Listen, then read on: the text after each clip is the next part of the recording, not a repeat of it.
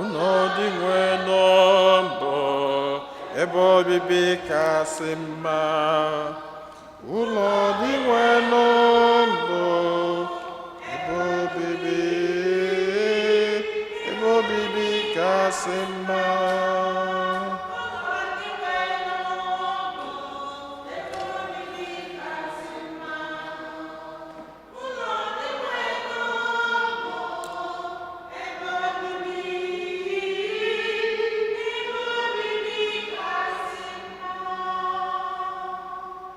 N'afa Nna na Nwa na Mmụọ Nsọ.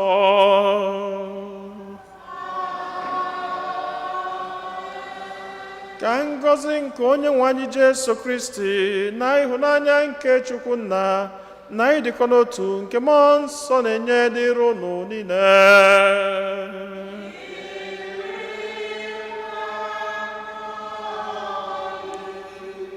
Tata bụ ụka nke 12 n'oge na-adịghị n'emume nke ụka.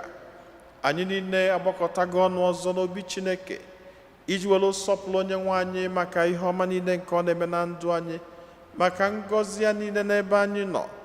Ọkacha odudu odulu anyị n'izu ụka gara aga, ma ndị odukwaziri n'ụgbọelu ma ndị oduru n'ụgbọala, anyị nwee ike natakwa n'udo, tetakwa n'udo, wee banyekwa n'izu ụka ọfụ nke anyị banyere tata. Ka anyị na-ekene maka ihe ọma ndị a niile, ka anyị na-ewelekwazi onwe anyị, na-ewele ezinụlọ anyị, na-ewele atụmatụ anyị niile nke izu ụka anụnwa wee na-erunye n'aka gị, wee na-ayọ ka Chineke na-agbazili anyị. Anyị na-ewelekwazi ọnwa nke Septemba nke anyị ga-azọbanye ụkwụ echi, na-erunye n'aka Chineke, wee na-ayọ ọgwụgwọ nsọ, na-ayọ ike, na-ayọ amala, na-ayọkwazi ngọzi ya. Anyị nweziri ọtụtụ ebumnobi ndị ọzọ nke anyị ji gbakọta ọnụ n'aja masị n'ụwa, ka anyị natazie n'isi ala rụnyelu Chineke ebumnobi ndị ahụ niile. Anyị na-echetakwazi n'ụzọ pụrụ iche n'aja masị n'ụwa ezinụlọ Edmond na Chinyere Nebo, ndị na-ekene Chineke maka 27 nke ha ji enu di na nwunye, na-ayọkwazi nchekwaba Chineke. Anyị na-erunyekwazi ya maka ezumike mkpụrụ obi Charles Iro, na-erunyekwazi ya maka udo nke ụwa.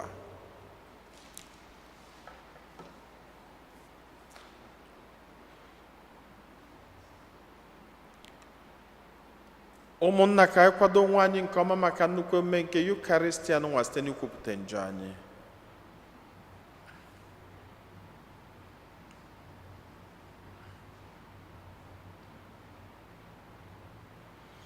Ekwupụta m ngwa Chineke ji ike niile.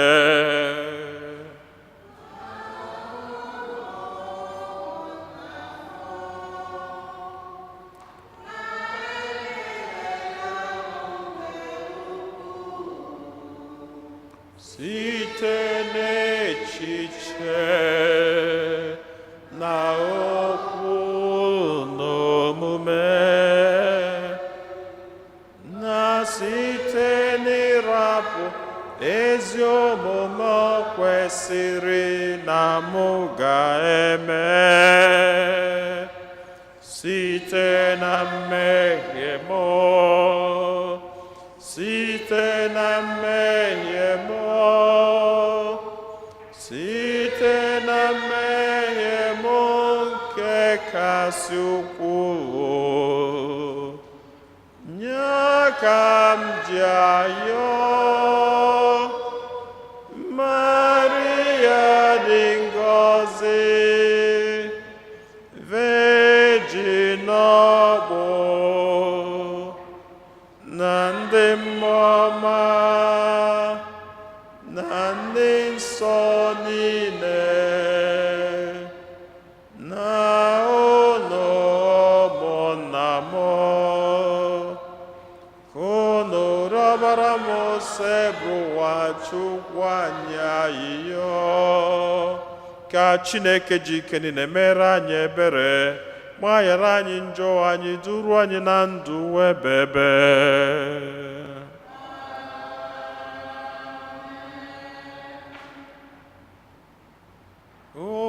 Otito dịrị Chineke n'enu kasị enu.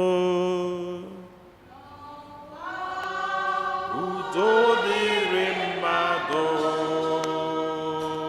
ndị ha na-asọ Chukwu.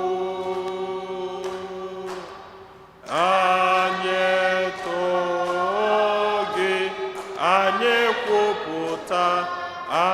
kwupụta ọrụ ọma gị. Anyị sekpụrụ gị, anyị doo gị ebube. Anyị ekele gị n'ihi nnukwu ebube gị. Anyị ekele gị n'ihi nnukwu ebube gị. Ose bụ Nwachukwu, Eze nke n'igwe, Chukwu na jike niile.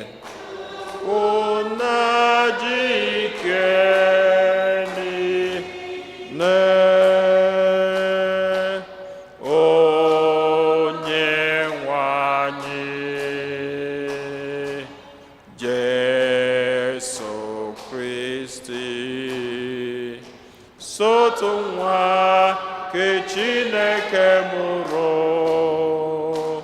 ose bụ Nwachukwu, nwa tụrụ Chukwu, nwa nke nna, onye na-ekpochapụ njọ.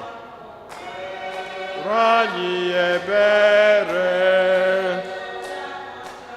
nọrọ anyị anyị, mere anyị ebere, n'ihi na asọ gị dị asọ, gị bụ dị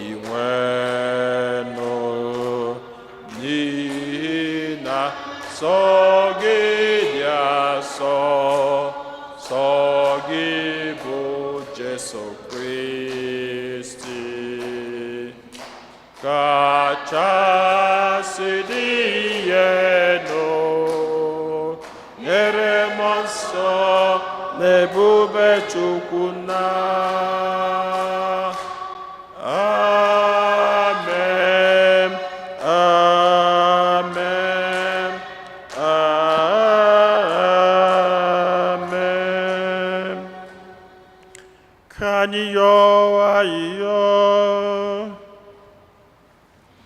Chineke ejike niile, onye ihe niile kacha mma si n'aka ya bịa, mụnye n'ime obi anyị ịhụnanya maka aha gị.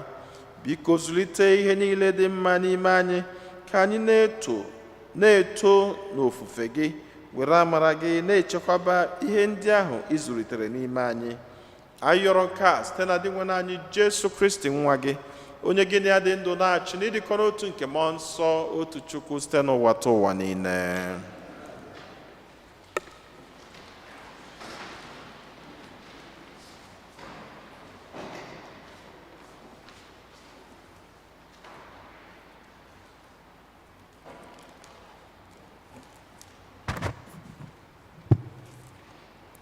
Ihe ọgụgụ ewetara n'akwụkwọ Sirak. Nwa m, were obi umeala na-arụ ọrụ dịrị gị. Nke a ga-eme ka ahụ gị n'anya karịa onye na-enyefusi akụ na ụba ya.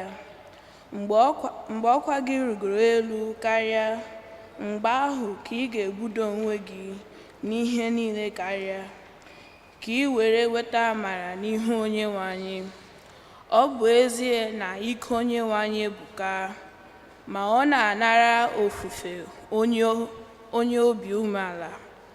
Ọrịa onye nganga enweghị ngwọta n'ihi na ihe ọjọọ agbala mgbọrọgwụ n'ime ya. Mkpụrụ obi onye nwere ọgụgụ isi ga na-eweta amamihe. Ntị mara ihe ji ezigbo obi anụrụ okwu nke amamihe. Okwu nke osebụrụ.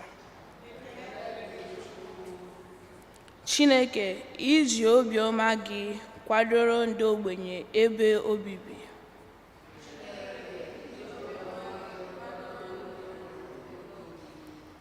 Ndị ezi omume ga-aṅụrị ọṅụ na-egorikwa n'ihu Chineke. Ha ga na-ete egwu ọṅụ, kwerenụ Chineke ukwe, rụọrọ ya aha ya bụ diwenụ.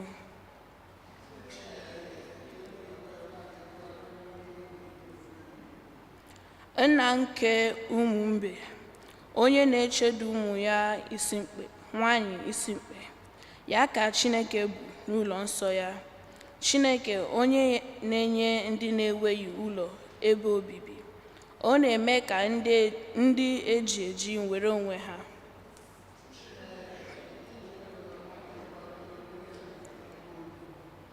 Chineke, i mere ka nnukwu mmiri zoo mgbe ndị nke gị dara mba, i nyere ha ndụ ọhụrụ.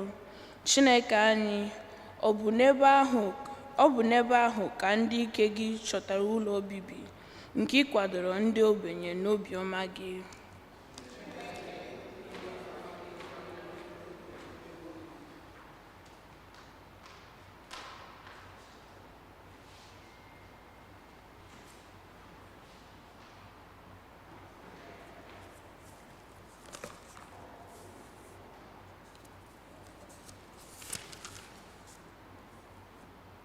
Ihe ọgụgụ ewetara n'akwụkwọ ozi edegara ndị Hibru.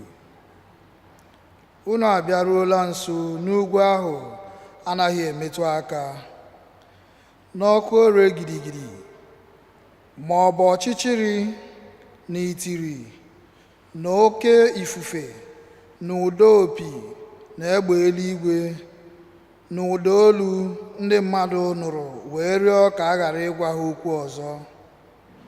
Kama unu bịarutere n'ugwu Zayọn, nke bụ obodo mara mma nke Chineke dị ndụ.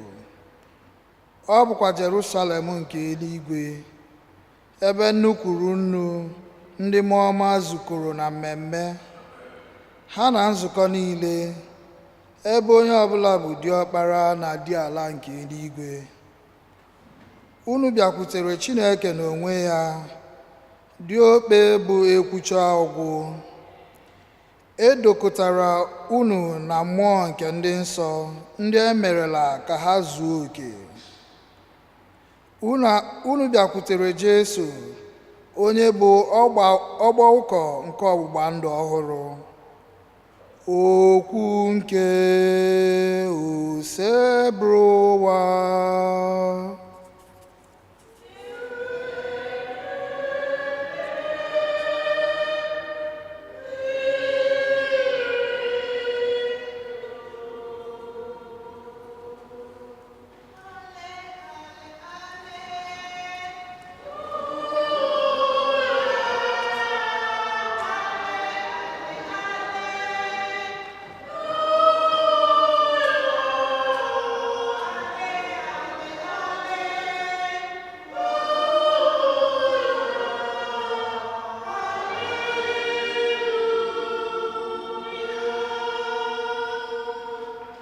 Onyenwe anyị kwuru sị, burunu ibu unu na ubu unu, sinụ m n'aka mụrụ ihe, n'ihi na adị m nwayọọ dịkwa obi umeala.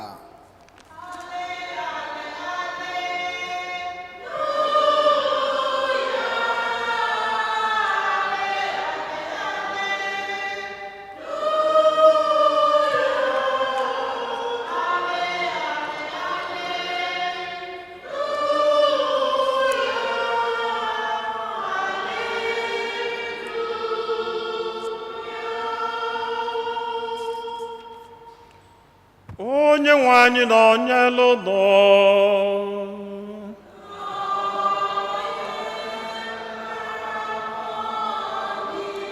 Ihe ọgụgụ nke ya si n'oziọma dị nsọ nke Luku dere.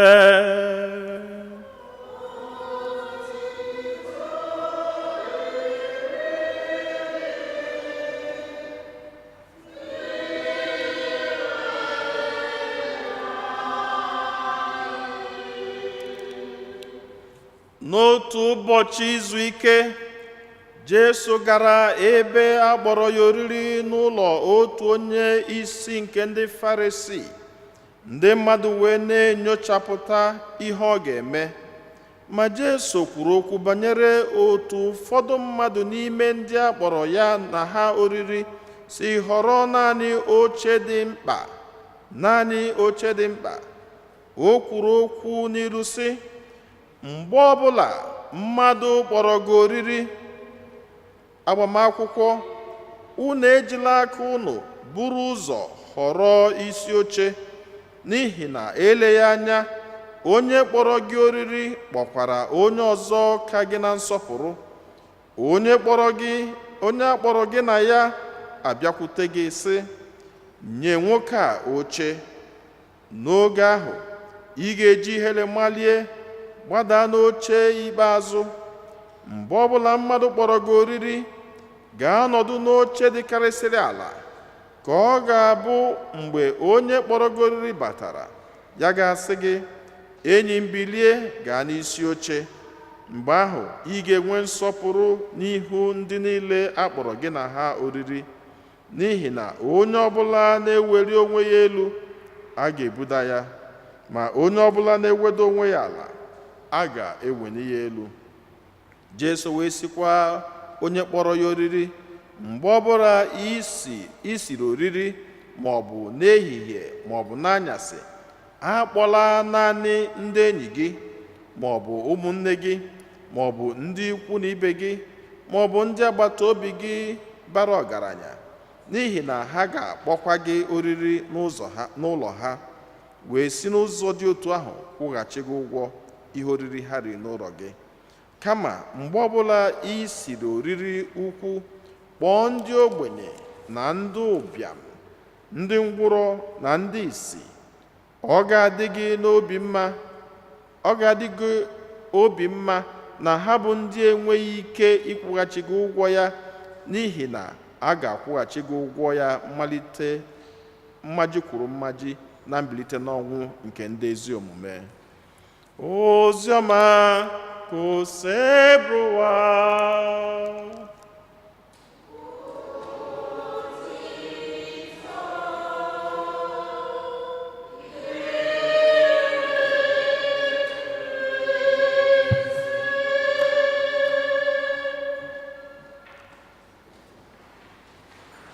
Otito dịrịnụ Jesu, onye jisi ike, onye gbakọta ya lụ.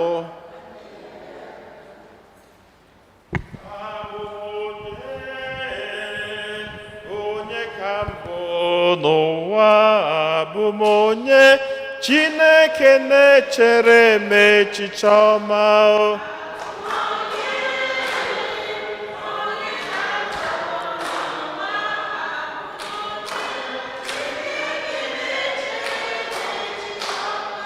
Ị bụkwa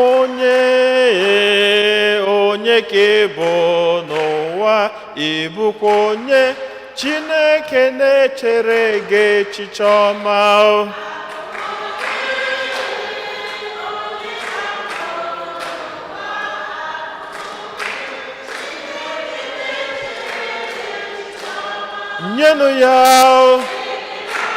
Nyenụ ya, nwanne m, nyenụ ya, nwanna m, nyenụ ya, ndị nne nyenụ ya, ndị nna nyenụ ya, ụmụaka nyenụ ya, fada nyenụ ya ekene ọma.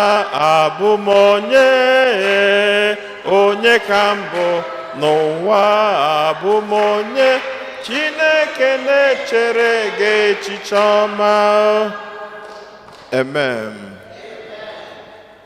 Ihe nji gụọ egwu n'ụwa bụ na ọ bụ na unu gechalụ reading agụlụ tata, it will teach you your nothingness. Ọ bụ na ị gele ihe ọgụgụ niile agụlụ tata, agwa gị na enwere onye ịbụ, na ihe ọbụla ịbụ bụ Chineke. And mgbe ị ga-eji wee ghọta ya ọfụma bụ enwe ihe mere onye ichelu na ọ dị larger than life. Ime nwe ndị na-apụta ụwa ịfụ na Chineke ji aka kpụọ ndị ahụ ha dị bigger than every other person around them.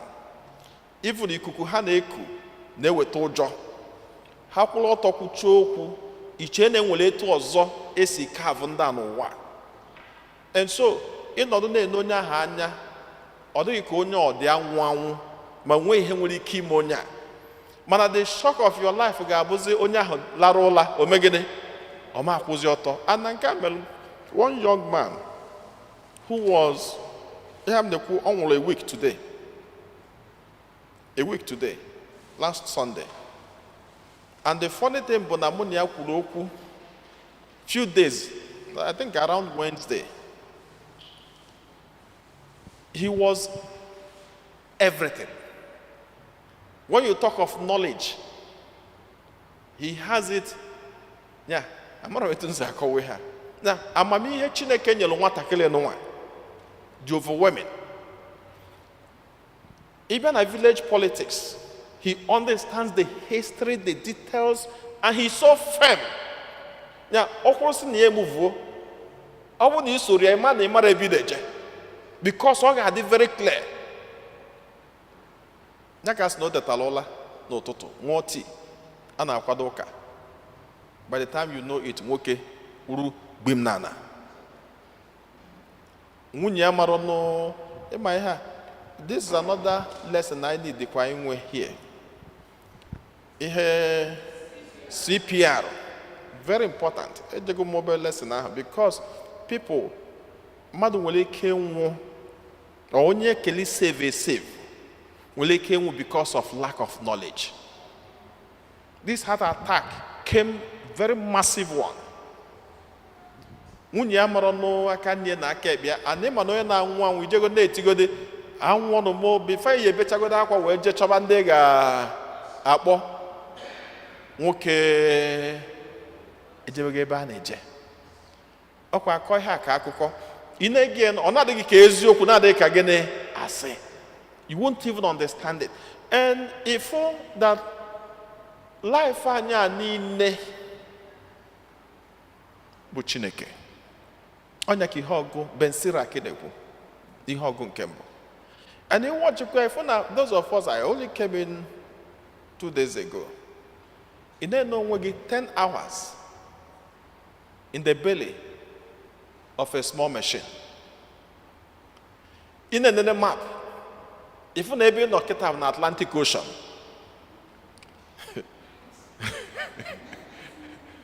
If you never know, and not in the Atlantic Ocean, that you are flying through Atlantic Ocean for 7 hours. Kedonye no na Atlantic Ocean na onye amegwu pond, onye amegwu swimming pool no na Atlantic Ocean for 7 hours. And ihe ni na ka ga bi nodozia, you now start meditating, what is this life? By for that you are not even in charge of you. Because Kedechi Siga Atlantic Ocean for 7 hours land there. Emwelunde Galia so 2 hours. Manahiluro. Onya ka Chineke ji akụzila anyị umana tata. Maka na ihe na-eme around us every day teaches us the power of humility. Umana. Onye ọbụla nọ n'ụwa n'ụwa n'isi na agwụ ya na-enwere edeke ya ọkwa maka ọ n'isi ka ọ dị. In reality enwe onye bụ, but in your head ọ gị kacha onye ọbụla a na-ewepụ gị ihe niile akwụsị ọkwa. It's not true. ọkwa anọmeba 5 weeks anọmeba ọkwụ na-abịa ụka ọkwụ na-eme ihu na-eme ibu forum nnọkwụ ya ana m afụgwụ nke Chizọba na-etinye ụnọ nụrụ onu m ya mana ọkwụ rọ ọnụcha ha niile gakpọ o gosi that I'm not too important here.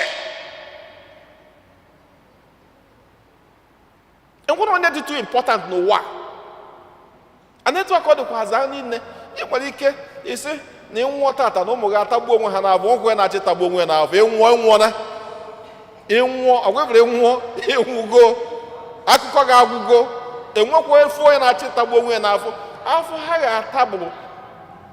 ga-ata bụ ego ahụ ị na-eweta ọ mebi obele nkụzi na-akụzili ha ọkwa ndị ịkụzi ha ga-enwekwa ndị ga-akụzi ha enwe ndị enweghọ nne bụ prezident enwe ndị enweghọ nna bụ minista kedu etu ha si ime ọnya ka Chineke ji achọ ịkụzili anyị humility umeala ị na-anya na nsogbu niile nọ n'ụwa tata gịnị ka eji enwe nsogbu? Do you know who I am? Akwụkwọ na-ese okwu niile efula na-ese n'ụwa bụ definition mmadụ nyere onwe. Do you know who you are talking to? Ime onye gịnị ya na-ekwu okwu a? Ime onye mbụ mana afọ ọ dị fụ na enwere onye bụ mgbe ihe ji ọma na enwere onye bụ mmadụ nwụọ ije mọchụarị ife ebe dina efu mọchụarị attendant ọ nọrọ oburie ọ tụọ ya ebe onye ahụ bụ makwa onye mbụ ka ebunitela etu a megịnị tụọ ya ifu na enwere onye bụ onye ga-awụ ga-arụ bụ virtually no person a ga na-ayọ biko na-enye ya bribe ka o wee clean oge up ka eje tie n'ime ana.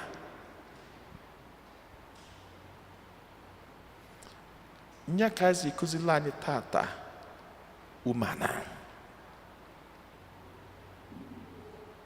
ine n'ezinụlọ niile na-agbasa agbasa.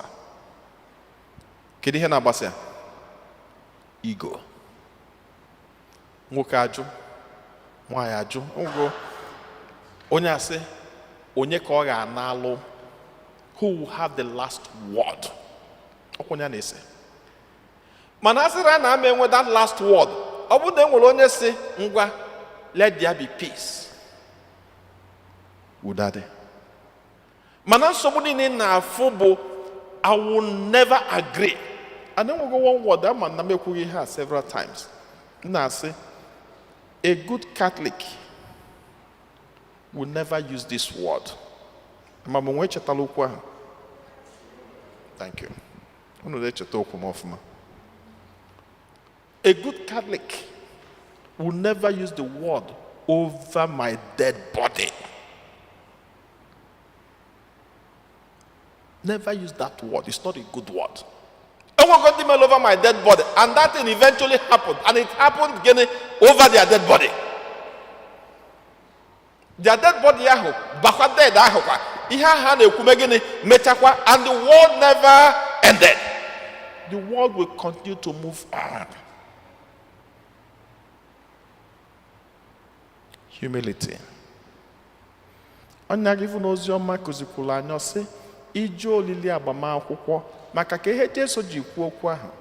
Ndị Farisii maka na ha nwere amamihe n'akwụkwọ nsọ, so ha nwere knowledge a ha nwere na-intimidate ndị ọzọ ichi ikwu okwu asị na onye jenọlan gịnị ka ọ ma.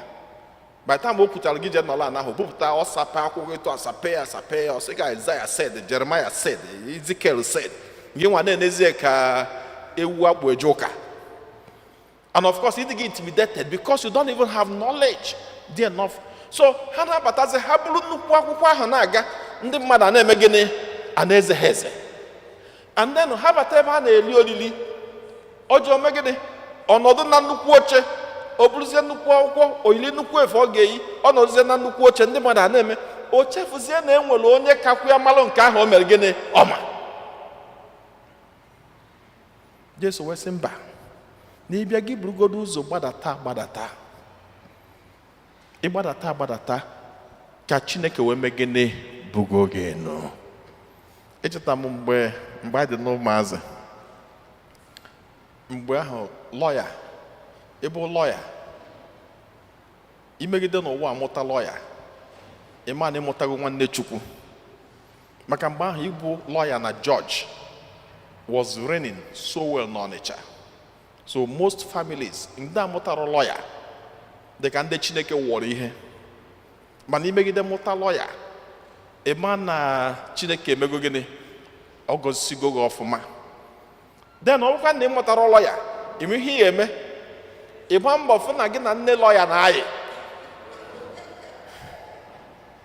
ịma na gị na nne lọya ga na-adị mma, so that at least ọ bụrụzie na gị na nne lọya na-adị mma, ekwugodo okwu ebe ị mụtara lọya amụta, at least ajụgodo so ifu nwaanyị Ọnịcha ọ na-eji ihe mgbe ha si ebe ka ijekọ, ọ sị gị ejekọ m na nke nne lọya, ka e wee ma na ya na nne lọya na-eme gịnị na-akpa.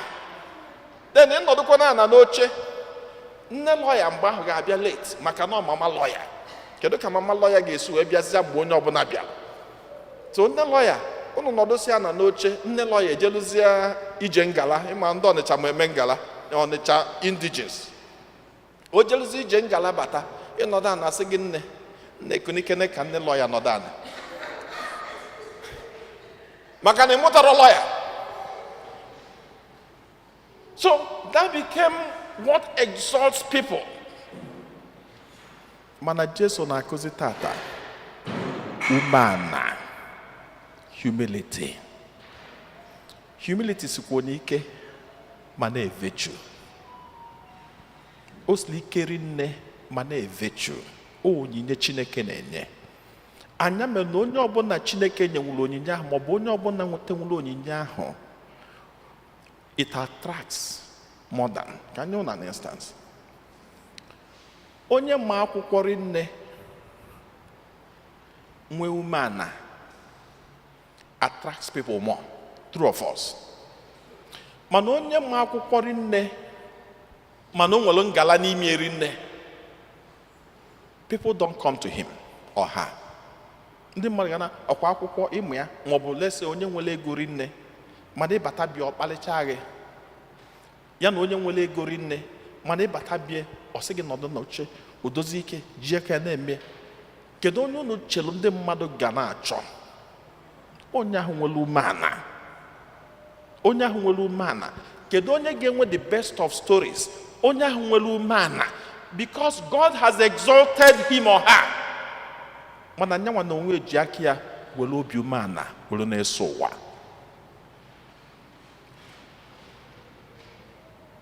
Humility is a virtue. Anọ ya ba ya onye ọbụla ga na-ayọ Chineke ka onye umeala. Inwe obi umeala, there will be peace in your life. If you're a humble person, there will be peace in your own life. If you take out every arrogance in you, you have peace in your own life. And in every relationship you have, that will also be very peaceful. I know na mgbe ụfọdụ ndị mmadụ na-asị na ọ bụ na agwọ ịnụrụ agwọ ibie na ọ dị megịnị na ọ dị ebu, but it's not true. It's not true. Ma ọ bụ na nwoke emerọ ihe o ji bụrụ nwoke, ụmụ inu ndị nne ụmụ nwaanyị ewere eke eriri ukwu or something, but it's not true. Maka ifo marriage or family eju mana wole ebinia, they last longer than nke a na-anyị mọsụ. Chineke si anyị tata onye ọbụla megene jiri nwayọọ, jiri nwayọọ. These two shall pass away. These two shall pass away. Ihe ga-akụzicha gị lesson bụ na-ene ụnọ alụ na 1970 ndị mmadụ adabanwuzi n'ime. Why? ọ dịgo obsolete. Mana mgbe alụrụ ya 1970 obodo na-eme gịnị? Na-abịa ekili. Mana tata nke 1970 ahụ adịgo useless. Ihe a ga-eme bụ akụlie ya akụlie maọbụ ebido modification. Moto ego na 1975 sinabugodi ma C class, S class 1975 ibupụta eketa enwere ga abanwuzeni ya maka na ọ bụrụ ga-akpati ọchịcha. Ma 1975 it was top on the range. A na-akụli aka ọ na-aga obodo agbafuo, even ịnọchi ụzọ ọgba gị pọtọpọtọ isi ya thank you na pọtọpọtọ Mercedes mee gịnị metụrụ gị. Mana ije na akịta efu na-akpati ọchịcha mmadụ ada abazi ya. In fact ejizi eme museum. Etu a ka ọ dị ihe niile. These two shall pass away. Ka anyị dị umeala in our relationships, in relating with every person. Ka Chineke gọzie anyị site na Kristi onye nwe anyị.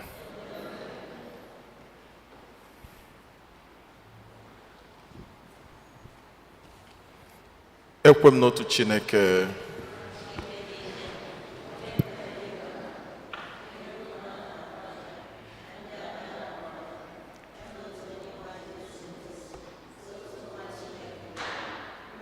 tupu ụwa tụ ụwa niile, Chukwu si na Chukwu, ihe si n'ihe, ezi Chukwu si na ezi Chukwu, amụrụ ya amụ eme ya eme. Ya na Nna bụ otu ihe n'ihe ha ji bụrụ Chukwu, onye si na ya mee ihe dum, onye maka ihe anyị bụ mmadụ na maka ihe nzọpụta anyị si n'eluigwe gbadata were arụ na Virgin Maria site na mmụọ nsọ ọ bụrụ mmadụ ka bịa kpọgbuo ya n'obe n'ihi anyị n'oge ọchịchị Pontius Pilate. Ọ taa afụfụ, ọ nwụọ, enye ya.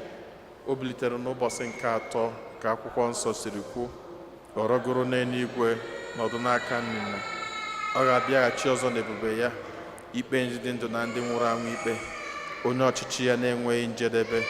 Ekwe na mmụọ nsọ onye nwe anyị na-enye ndụ, onye si na Nna na Nwa pụta, onye a na-esekpụrụ na-etokọdo ya na Nna na Nwa, onye si na ndị amụma kwuo okwu. Ekwe m n'otu nzukọ nsọ Katọlik na Apọstọlik, ekwupụta m otu baptizim nke mgbaghara njọ. Ana m atụ anya mbilite n'ọnwụ ndị nwụrụ anwụ na ndụ ụwa ga-abịanụ. Amen. Ekpere nke ndị kwelụnụ, mmadụ ịtọ ga-edu anyị n'ekpere. Chineke onye fụrụ anyị n'anya, anyị ewelugo obi nsọpụrụ, obi umeala were gbakwute gị n'ụbọchị tata, n'ihi na ịkụzigola anyị n'akwụkwọ nsọ gị sị na ọ bụ naanị onye nwere umeala ka gị bụ Chineke ga-ebuli elu n'ụzọ pụrụ iche. Anyị na-achọzi iwelu ya bụ umeala wee yọọ gị ayịyọ, wee nwee nchekwube na ị ga-aza ekpere anyị.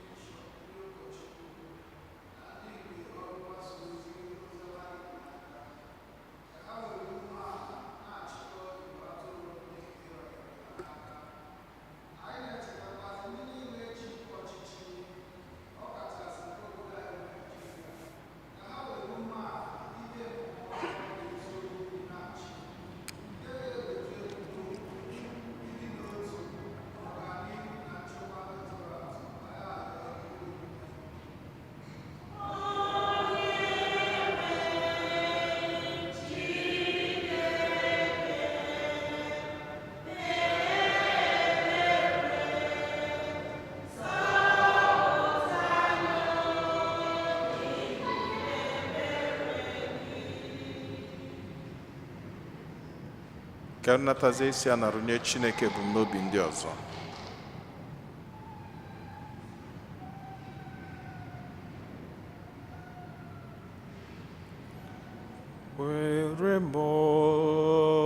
were m ihe dị gị mma, enye gị onwe m, biko were m ihe dị gị mma, Jizọs.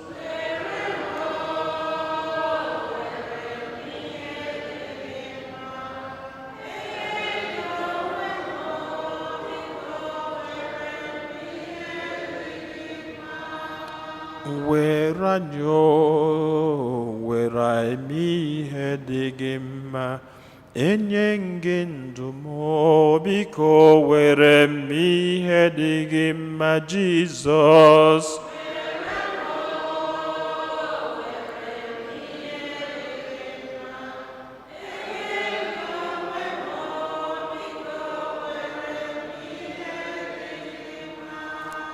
Chineke onye fụrụ anyị n'anya, anyị ewelugo onwe anyị,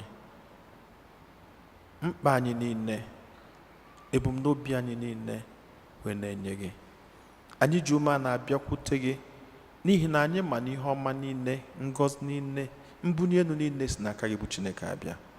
wee na-asị ka ị gọzie anyị, ka ị gọzie ezinụlọ anyị, ka ị gọzie ndị nwunye anyị, ka ị gọzie ndị di anyị, ka ị gọzie ụmụntakịrị anyị, ka ị gọzie aka ọrụ anyị, ka ị gọzie ọpụpụ anyị, ka ị gọzie mbata anyị, ka mgbe ọbụla na ndụ anyị ka anyị nọdụsie ike n'aka gị bụ Chineke, ka iwe na-edu na-agbazila anyị. Ayọrọ nke a site na Kristi onye nwe anyị.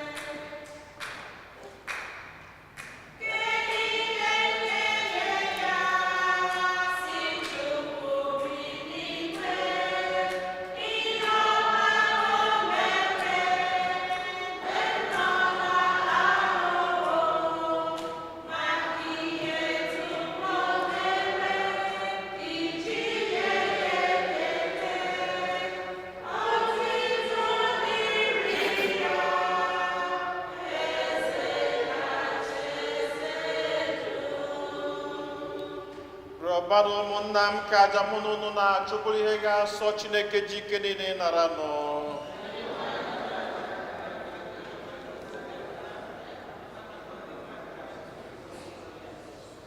Dị nwenụ site n'onyinye nke a dị nsọ, anyị na-ehunyere gị mgbe niile, nye anyị ngọzi nke nzọpụta gị.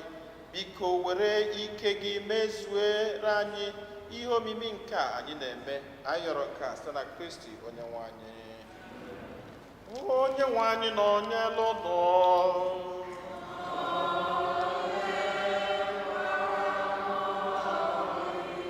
Welite n'obi ihe nọ.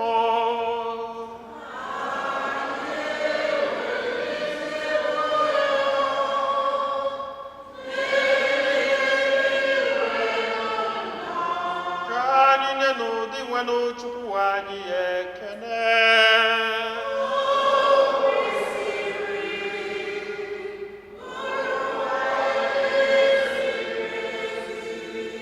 O kwesịrị ezi bụrụkwa ihe ziri ezi na-azọ ndụ na anyị ga-enye gị ekele oge niile na ebe niile, o nna dị nsọ Chineke ji ike niile eji ụwa tụwa site na Kristi dị nwe n'anyị, onye jiri ihe ebere o nwere maka mmehie mmadụ kwere ka a mụọ ya na Virgin Maria. Ọ gbapụtala anyị n'ọnwụ ebebe site n'ọnwụ ọ nwụrụ n'elu obe, ya site na mbilite n'ọnwụ ya nye anyị ndụ ebebe. N'ihi nke a anyị na-eso igwe ndị mama niile nke eluigwe na-eto ebube gị oge niile na ukwe na-ekwe.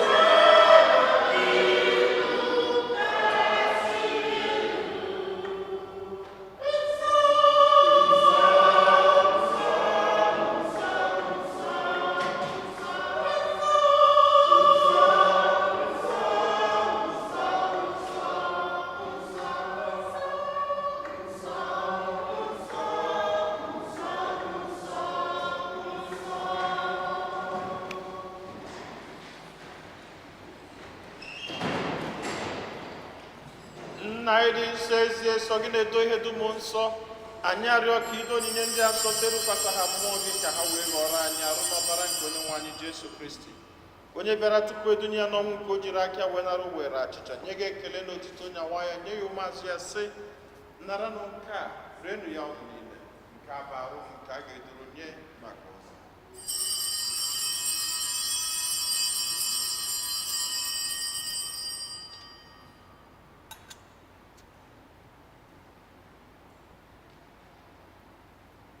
otu akwa ka o si mee mgbe ha richara nri anya so o buru iko mmanya nyekwa gị ekele n'ụtụtụ bunye ya ụmụazụ ya sị naranụ nke a ṅụọnụ ya ụnụ niile nke a bụ iko nke ọbara m nke ọgbụgba ndụ ọhụrụ dị ebebe a ga-agba ya n'ihi nna n'ihi mmadụ niile ka e were gbaghara njọ na-emenụ nke a na ncheta nke m.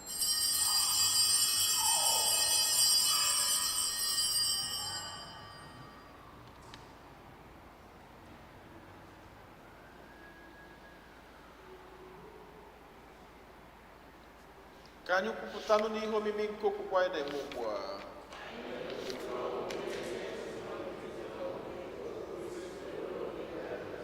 nna, na ncheta nke ọnwụ na mbilite n'ọnwụ nke nwa gị, anyị ebunye gị achịcha nke ndụ na iko nke nzọpụta. anyị na-ekele gị n'ihi na ị kwere ka anyị dị mma ikwuru n'ihu gị na-efe gị.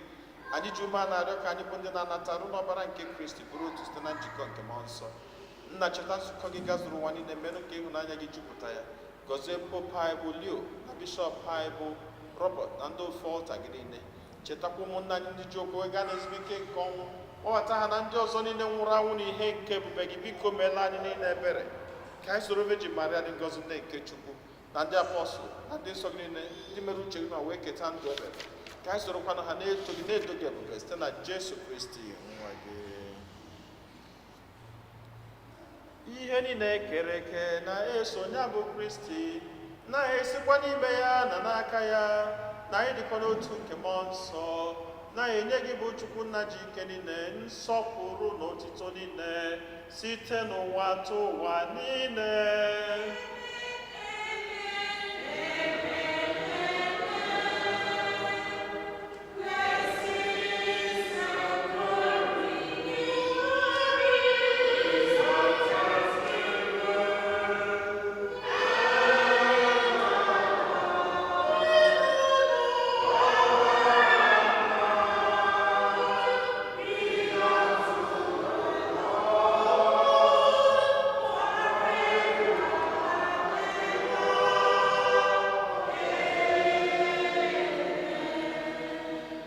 Nna anyị nọ n'eluigwe,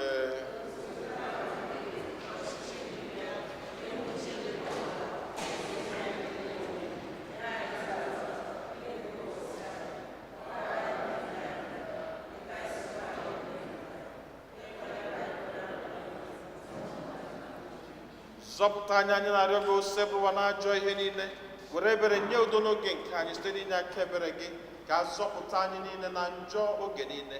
anyị were gbanahụ nsogbu niile, were nchekwube dị nsọ na-atụ anya maka mbịaghachi nke onye nzọpụta anyị Jesu Kristi. onye nwe anyị Jesu Kristi, onye gwara ndị apọstụl gị, udo ka m na-arapụrụ n'udo nke m ka m na-enye ụlọ, elekwa n'anya na njọ anyị, kama lekwasị anya n'okwukwe nke nzukọ gị. nye ya udo na-edekọ n'otu mgbe niile ka uche gị siri chọọ, gị bụ onye ndụ na-achị ebe ebe. udo nke ose bụrụ ụwa dịrị unu mgbe niile.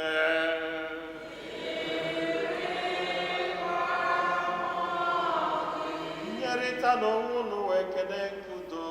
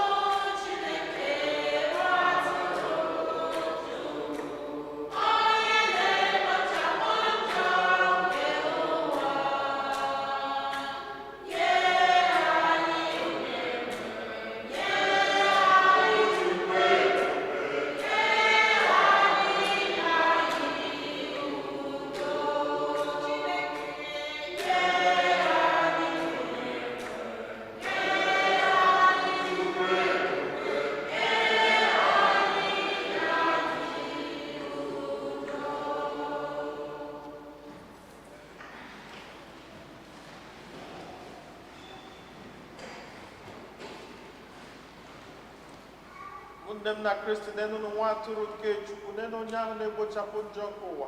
Anyị niile nwekwa n'isi ọma bụ ndị abụ n'ori nke nwa atụrụ Chineke.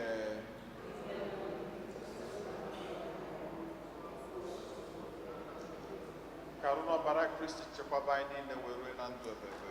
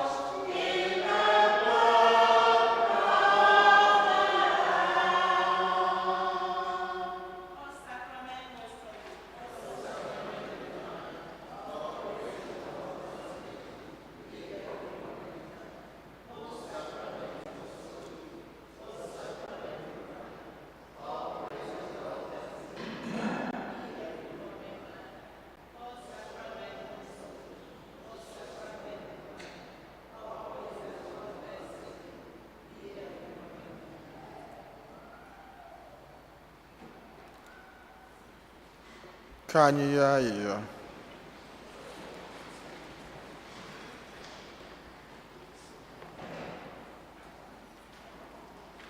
Onyenwe anyị, inyela anyị achịcha nke eluigwe ka ọ bụrụ nri nke anyị. Biko ka achịcha ahụ na-agba obi anyị ume n'ịhụnanya, ka anyị site n'ụmụnne anyị na-agbara gị odibo n'ụzọ kwesịrị ekwesị. Anyị yọrọ nke a site na Kristi Onyenwe anyị.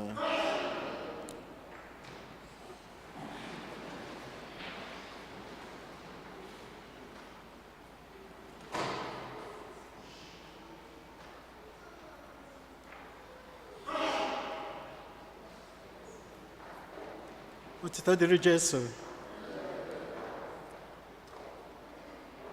Let's pick on second collection, please.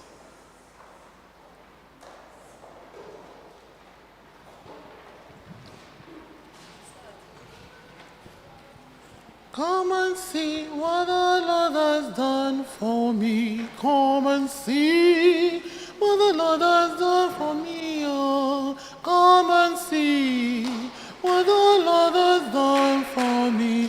It's worth to be made, I will really pay. Come and see what the Lord has done for me. Come and see what the Lord has done for me. Come and see what the Lord has done for me. It's worth to be made, I would really pay. It's worth to be made, I would really pay. It's worth to be made, I would really pay. Oh, come and see what the Lord has done for us. It's worth to be made, I would really pay. Come and see what the Lord has done for us. Come and see what the Lord has done for me. Come and see what the Lord has done for me. I would really pay. This is the announcement from the parish. Next week, the second collection will be for support of Catholic University of America. We count on your generosity. Thank you. The annual Catholic Appeal Bishop campaign is in progress. Our goal for this year is 24,367. As of now, we have 19,688 in pledges. Thank you for your support. We still need 4,679 to reach our goal. Please help us accomplish it. Every gift is important. Pledge envelopes are available in the back pew. Thank you. Education registration is now open. If you wish to register your child, you can do so at the rectory office Monday through Thursday from 9 a.m. to 3:30 p.m. Please bring a copy of your child's birth certificate and baptism certificates. Sacramental preparation class for our parish offers classes for youth and adults, ages 16 and older, who have not yet received the sacrament of baptism, First Holy Communion, and confirmation. For more information and to register, please contact the rectory. Please note, the rectory will be closed on Monday, September 1st, in observance of Labor Day. This is the announcement from the parish. Munnem kaikeleno onyo kachukwani Genoyo. Father, welcome back. We welcome you, Father. Otu aka ahụkwa anyị na-ekele nwanne anyị nwoke Dr. Umozo, who also visited Nigeria and came back in peace. Thank you, brother. No.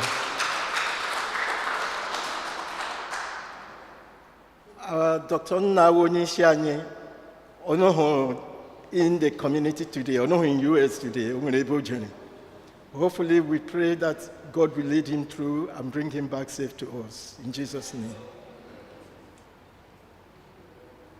Onye ọla nwere birthday celebration for today. Any birthday celebrants for today? Any anniversary? Okay, we have one.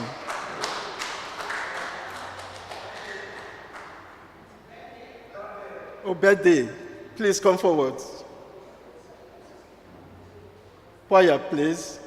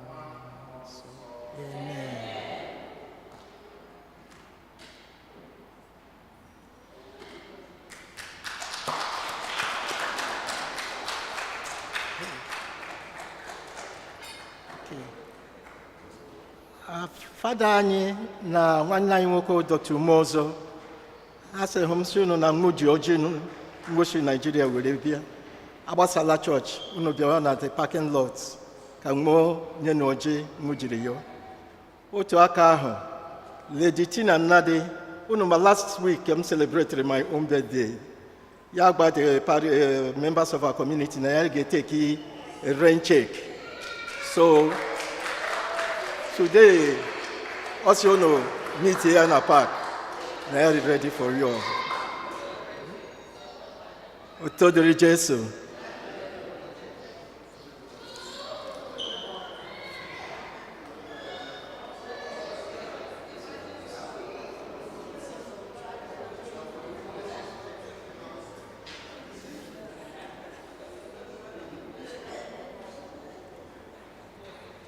Yeah, last Sunday of the month, I need a new special blessing. All the youths, please come out. Kafada Gozionu. All the young ones come out.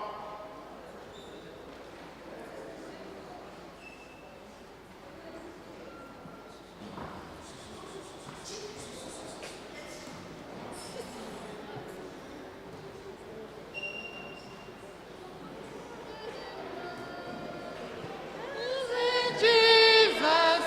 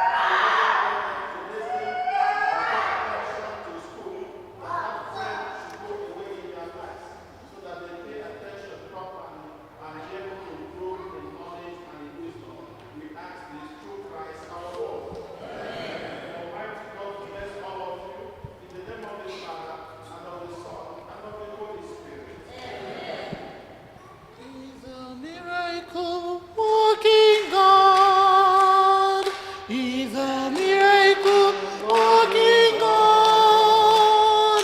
He's the Alpha and Omega. He's a miracle working God. Hallelujah. He's a miracle working God. He's a miracle working Jesus. He's the Alpha and Omega. He's a miracle working God. So I may wish onye ọbụla a happy Sunday. Time mass bụ what time? Or 1 o'clock.